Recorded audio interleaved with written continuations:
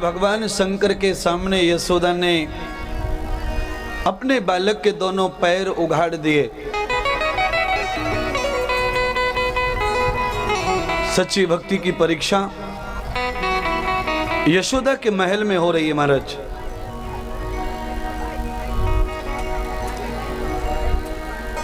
भगवान शिवजी ने आज 4 दिन में ही भगवान के चरणों को निहारा। भगवान रो रहे थे। भगवान शंकर ने देखिए गोपाल जी के चरणों के दोनों अंगूठों को अपने होठों से चूम लिया। भगवान के चरणों को शिवजी ने अपने माथे से लगाया और जब माथा भगवान शंकर का श्याम जी के चरणों पर लगा उसी समय प्रभु रोना बंद करते हैं, स्वस्थ हो गए। एक भक्त को चरण चाहिए थे, भगवान के शरण चाहिए थी, मिल गई। मानो भगवान श्याम सुंदर की कामना पूरी हो गई हो, भक्त से मिलकर तृप्त हो गए। यशोदा मैया को बड़ा विश्वास हो गया बाबा के ऊपर। ए प्रभा, तूने सच कहा था, यह बात मां लोग नजर उतार देते हैं। देखो मेरे बच्चे के चरणों को एक बार चूमा है, मेरे बच्चे ने रोना बंद कर दिया, सारी नजर निकल गई उसकी। जिनके पास में त्याग है, तप है, ब्रह्मचर्य है, उनका स्पर्श मात्र ही हमारे पापों को विमुंच कर देता है, खत्म कर देता है। कहता कौन है? तुलसीदास रामायण में लिखते हैं, दर्श परस मुख मंजन पाना,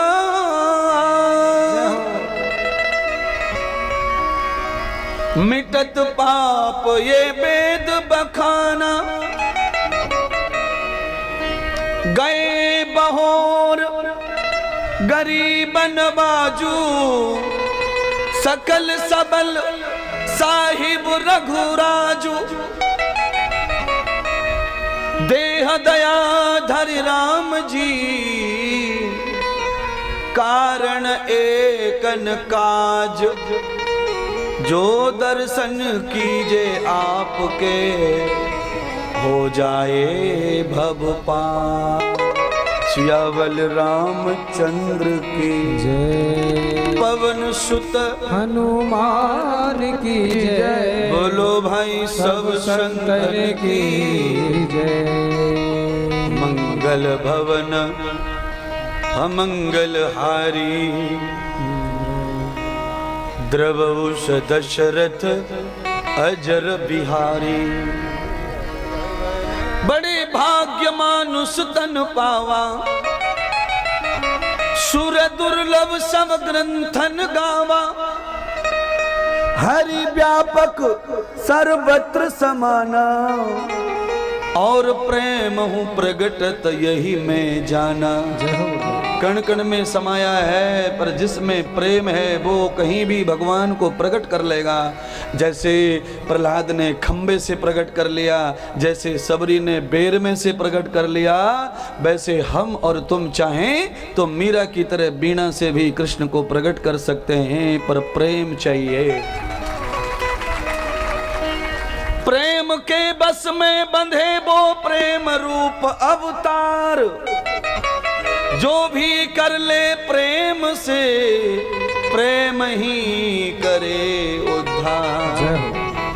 प्रेम के लिए लोग रेल के नीचे कट के मर जाते हैं, प्रेम में लोग विष का प्याला पी लेते हैं। प्रेम पवित्र वरदान है परमात्मा का, जो प्रेमी है वही परमात्मा को प्रिय है। गीता में 14वां अध्याय 24वां श्लोक, हाँ पढ़ लीजिए खोल के गीता, उसमें स्पष्ट कर दिया है भगवान, ये न द्वेषास्य न प्रियाः, ये भजन्तु माम भक्त्वा तेन तेषु चापि अहम्। अर्जुन, हमारा वही प्रेमी है जो हमें भज रहा है, और जो हमें भज रहा है हम उसी को भजते रहते हैं। हमारे पास और कोई काम नहीं है महाराज। याद रखें, एक वो महिला है जो रोज मंदिरों में जाती है, भगवान मिलता नहीं, और एक वो महिला है जो कहीं नहीं जाती है। लक्ष्मण को लेके राम जी उस महिला के घर पहुंच जाते हैं महाराज। बड़ा अंतर है महिलाओं में। एक महिला ऐसी है जो 10,000 रुपए की साड़ी पहनती है, और ये महिला ऐसी है जिसकी कीमत 2 रुपए भी साड़ी की नहीं आएगी, पर राम जी ने पसंद कर लिया उसको। ये महिला कभी ब्यूटी पार्लर नहीं जाती, राम जी ने पसंद कर लिया, अपना बना लिया उसको। और किसे भूल कर बनाया मालूम है आपको? सीता जी को भूल कर, सीता जी को ढूंढ रहे थे राम जी, सीता जी को, जगत सुंदरी जगत माता को ढूंढ रहे थे। जगत सुंदरी उसको ढूंढने निकले, नहीं मिली, भूल गए सीता को। पर कहां कहां कहां चले गए सब जानते हैं ना, सबको मालूम है कहां चले गए। पंपापुर सरोवर में स्नान किया, राम जी खुद नहा धो के सुंदर हो रहे हैं। बुढ़िया सुंदरता नहीं धारण कर रही है, राम जी सज रहे खुद सबरी से मिलने के लिए। कहीं एहसान हो जाए कि सबरी को मैं बुरा लगू, गंदा लगू, नहा रहे धो रहे पंपापुर सरोवर में, किष्किंधा की राजधानी में बुढ़िया से मिलने वाले हैं। अनंत दिव्य सुंदरता है सबरी में भक्ति की, राम नाम की गंगा में गोता लगाती है ना, इसलिए परम सुंदर है।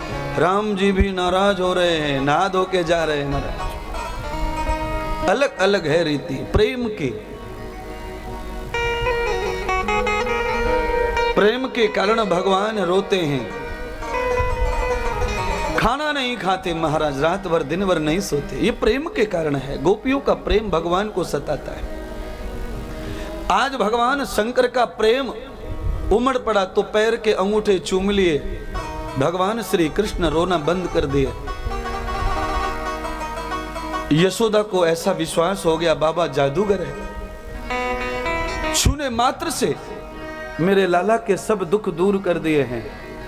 मेरी बहनों, प्यारे बंधु सखाओ, सच में भागवत ये प्रमाण देती है कि जो पवित्र सन्यासी होते हैं उनके शरीर को छूने मात्र से हमारे दुख दूर हो जाते महाराज, और उनके चरण छूने को मिल जाए तो हमारे सारे दुख दर्द पाप भी कष्ट भी हट जाते हैं महाराज। कैसे? इसमें कोई चमत्कार नहीं है। पारस धातु रहती है, पारस, पारस को जब लोहा छूता है तो सोना बन जाता है। पारस परस कुधात सुहाई, कुधात माने लोहा, पारस की संगति करता है तो सोने में बदलता है संगति से। साधु के स्पर्श संगति कर लो, सचमुच के मनुष्य बन जाओगे। इसलिए जीवन में कभी भी नास्तिकता अश्रद्धा मत प्रति रखिए, संत साधुओं के जागृत रखो साफ भावना को। समाज में कोई एक आदमी गलत काम कर दे, उसकी वजह से आप संसार को दोष से देखें तो ये बड़ी अपराध है आपके मन का, बुद्धि का। आज दाल में पत्थर आ जाता है तो क्या हम दाल छोड़ देते हैं? बताओ ना, किस किसने छोड़ी है दाल? अच्छा बताओ, जिसकी रबड़ी में केस बाल निकल गया या उसने रबड़ी खाना बंद कर दिया है क्या? नहीं। तो ये तो संसार है। जीवन में कभी कभी कहीं न कहीं गलतियां साधु संत महात्मा करते हैं, क्या फर्क पड़ता है? आज तो दाल निकली है ना, एक कटोरी में दाल निकली है, पूरी हांडी में तो पत्थर नहीं है ना। अरे ये बाजू में रख के दूसरी परस लो। जिसमें दोष है उसे त्याग कर सम्मित आगे बढ़ते जाओ, आगे बढ़ते जाओ। भगवान शंकर से यशोदा प्रार्थना करती है, भगवान हे देव, मेरे पुत्र को नीचे से ऊपर तक संपूर्ण शरीर को चूम लो, जिससे मेरा बेटा जीवन में कभी फिर ना रोवे। आज भगवान शंकर कहते हैं, यशोदा किसकी औकात है जो भगवान के गालों को चूमे? मैं तो केवल उनकी आंखों में आंखें डाल के देख लूं, यही मेरा नसीब है। आज शंकर ने भगवान की आंखों में आंखें डाली, तो शंकर का चित्र भगवान श्याम सुंदर की आंखों में नजर आया तो शंकर हृदय पे हाथ रख के खुद को धन्य समझते हैं। मेरे चित्र, मेरा स्वरूप मेरे प्रभु के नेत्रों में समाया है, मैं तो धन्य हो गया, मेरे प्रभु मुझे नेत्रों में रखते हैं। मेरी बहनों बंधुओं, जीवन में कभी भी हमारे नेत्रों में जो समा जाता है वो हमारे दिल में से कभी नहीं निकलता, इतना पक्का रखें।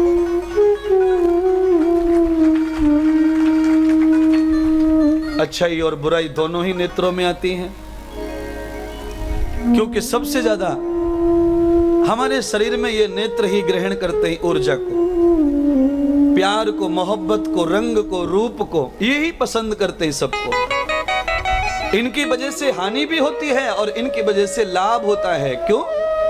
इनकी वजह से हानि उनको होती है जिनकी बुद्धि ठीक नहीं है, और जिनकी बुद्धि अगर सत्य है उनको बहुत लाभ मिलता है आंखों से।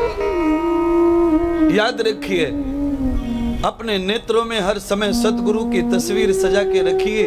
आज भगवान शंकर ने प्रभु की जीवन की घोषणा कर दी। यशोदा मैया से कहा, मैया तुम्हारा पुत्र त्रिलोकी का अधिपति है, तुम्हारा स्वामी नारायण है, और तुम्हारा पुत्र तीनों लोकों का मालिक है, सारी दुनिया की रक्षा करने वाला अकेला विष्णु है। मैया यशोदा शंकर की इन बड़ी बड़ी बातों को समझ नहीं पाई, भगवान शंकर को विदा कर दिया। भगवान कन्हैया जी को अंदर महल में ले गई। 5वां दिन शुरू हो गया। 5वें दिन रात्रि में मथुरा के कंस,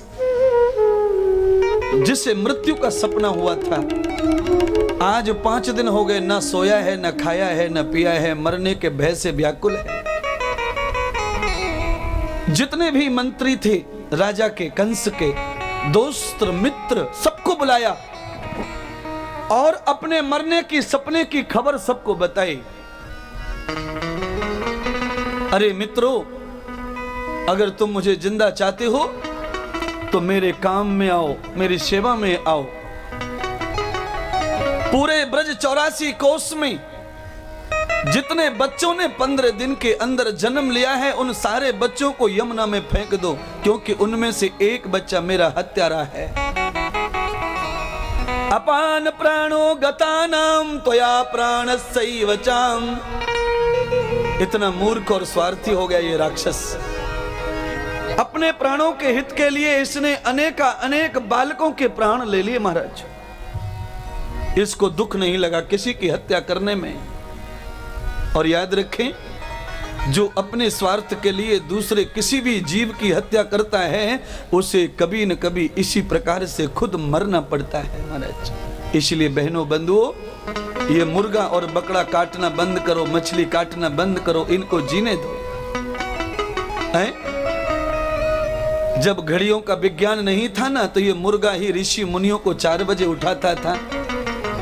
जब से घड़ियां आई हैं तब से लोग मुर्गा को खाने लगे हैं। ये घड़ी नहीं थी तो मुर्गा को कोई मारता नहीं था, लोग पालते थे घर पे जगाने के लिए। सुबह 4 बजे कूक मारता था ये। बड़ी ये महाराष्ट्रियन लोग खा गए मुर्गा को, इसलिए हर कमरे में घड़ी लटका के रखी है। अब मुर्गा तो आवाज देता नहीं है ही नहीं, तो आवाज कहां से देगा? खा गए कलेजी निकाल के उसकी। न जाने कौन कौन से अंग पसंद है इनको। भगवान करे तुम्हें सद्बुद्धि आवे और कुत्ते का भोजन छोड़ के मनुष्य का भोजन खाना शुरू कर दें धीरे धीरे आप सत्संग सुन के।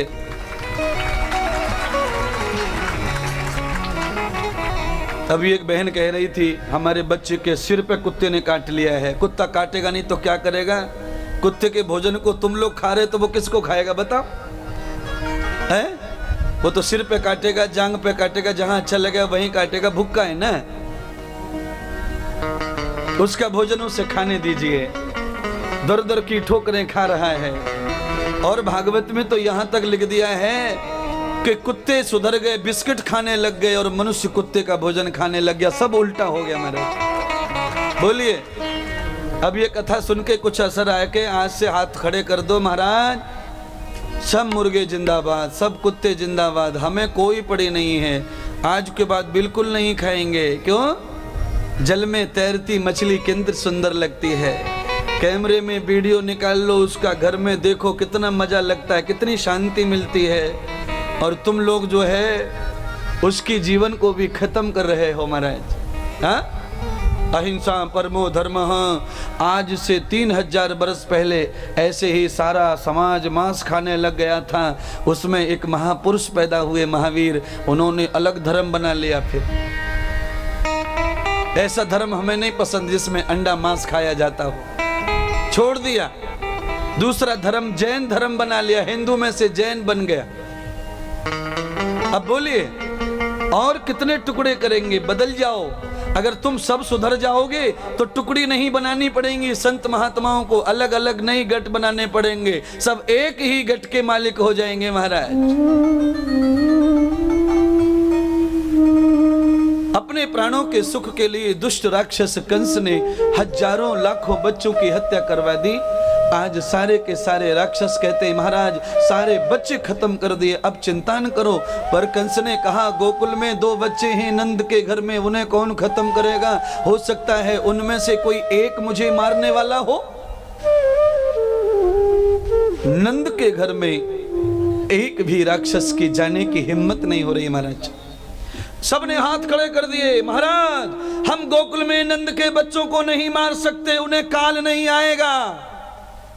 कंस ने कहा ऐसी क्या खूबी है? ओहो कमाल हो गया भागवत जी का। भागवत में लिख दिया भगवान श्री व्यास जी ने, त्वया चरितान गौवेधाम भावो सेवा अनृतम। जिस घर में 2 बच्चे पलते हैं उस घर में 9 लाख गायों की सेवा होती है, इसीलिए वहां पर अकाल कोशी को मौत नहीं आ सकती है। गुरुवर्य युग प्रवर्तक क्रांतिकारी राष्ट्रीय संत परम पूज्य श्री इंद्रदेव जी महाराज जी के शुभ सानिध्य में राष्ट्र सेवा, जन सेवा तथा धर्म सेवा हेतु गौशाला, वृद्धों की सेवा, अन्नदान, वस्त्रदान, यज्ञ हवन आदि सेवाएं निरंतर निशुल्क चलाई जा रही हैं। एक गोमाता के लिए 1 वर्ष के चारे हेतु 11,000 रुपए, 5 गौमाता का 51,000 रुपए, 11 गौमाता का 1,11,000 रुपए धनराशि देकर गौ सेवा में हमारा साथ दे सकते हैं। बूढ़े माता पिताओं को सम्मान पूर्वक रखने और उनके खाने की सुंदर व्यवस्था हेतु वृद्धाश्रम का निर्माण कार्य पूर्ण हो चुका है। अनेक वृद्ध माता पिताओं की सेवा के साथ वृद्धाश्रम निरंतर चल रहा है। 25,000 रुपए की राशि देकर आप वृद्धाश्रम के आजीवन सदस्य बन सकते हैं तथा 2,51,000 रुपए देकर निर्माणित वृद्धाश्रम में एक रूम पर अपना नाम लिखवा सकते हैं। कृपया हमारा सहयोग करें। हमारा अकाउंट डिटेल्स